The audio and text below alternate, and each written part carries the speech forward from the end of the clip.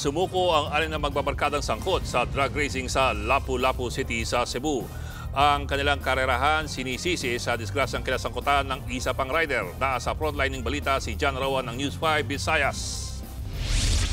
Harurot kung harurot ang tatlong motorsiklong yan sa Lapu-Lapu City, Cebu, pasado alas 4 ng madaling araw nitong August 29. Sa gitna ng karera, muntik na nga nilang mabundol ang isang motorista sa intersection. Natatakot tuloy ang ilang mga residente sa lugar sa mga kamuting rider.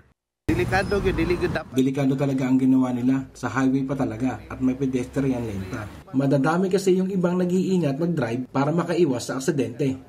Hindi na nakunan sa mismong karirahan pero isang rider ang sugatan matapos ma-hit and run ang isa sa mga humarurot na motorsiklo. Pero pinangangambahang hindi lang isa ang nadisgrasya sa illegal drag race. Yung araw na yun is may dalawang hit and run na nangyari.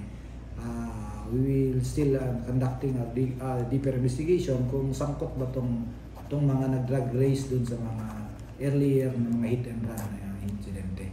Matapos mag-viral ang video, kusang sumuko kahapon sa tanggapan ni Congressman Junard Ahong Chan ang tatlong rider at ang kanilang angkas na sangkot sa illegal drag race. Ngunit itinanggi nilang ng hit and run sila. Giit pa nila, katuwaan lang nilang anim na magbabarkada ang karera. Nasobrahan kami sa amin kasi yan, Mayor. At iyon lang naman ang naging libangan namin. May din kasi kami na gumawa ng memories, Mayor.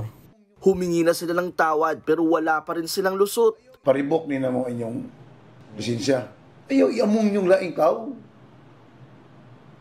Ayaw iamong kung ang inyong kagalingon.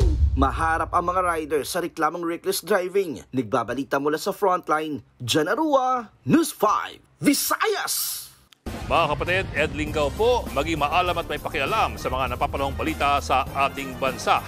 Para sa mas malilimang pagtalakay at paghimay sa mga issue at headlines, mag-follow at mag-subscribe sa social media pages ng News 5.